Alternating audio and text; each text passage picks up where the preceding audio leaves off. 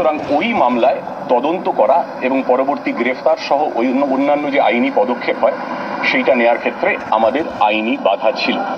দিন দুয়েক আগে যখন মাননীয় উচ্চ আদালতের তরফে স্পষ্ট করে বলে দেওয়া হয় যে গ্রেফতারির উপরে কোনো ধরনের বিধিনিষেধ নেই, তারপর আমরা জোর কদমে তল্লাশি শুরু করি এবং গত রাতে মিনাখা থানার বামনপুকুর অঞ্চল থেকে শেখ শাহজাহানকে আমরা গ্রেফতার করেছি। আমাদের উপর আইনি বাধ্যবাধকতা ছিল ঠিকই, কিন্তু ইডির উপর সেই আইনি বাধ্যবাধকতা ছিল না। তা সত্ত্বেও তারা কেন শেখ শাহজাহানকে গ্রেফতার করতে উদ্যোগী হননি, সেই প্রশ্নটাও আমার মনে হয় একটু প্রাসঙ্গিক আছে, সেই প্রশ্নটাও ওঠা উচিত। গ্রেফতার হলো না গ্রেফতার দেখানো হলো, শোন অ্যারেস্ট। প্রথম থেকেই বলছিলাম ও পুলিশের ঘেরাটোপে আছে।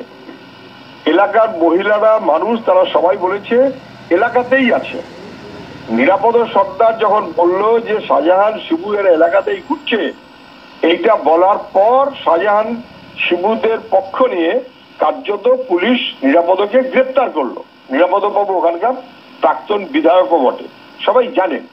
ফলে এটা শোন অ্যারেস্ট। এবং সেই কারণেই কোথা থেকে ওরাকে অ্যারেস্ট করা হলো?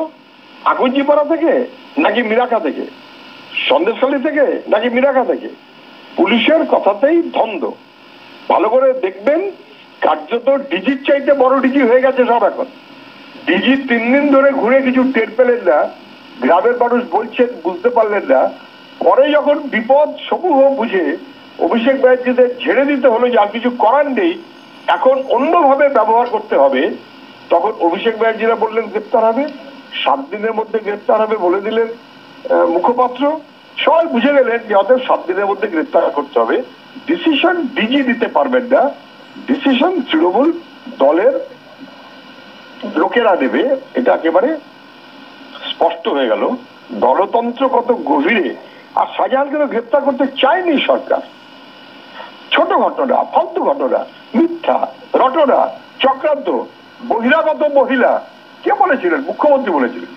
ফলে মুখ্যমন্ত্রী নিজে প্রকাশ্যে শাহজাহানের পাশে দাঁড়িয়ে রক্ষা করার চেষ্টা করেছেন।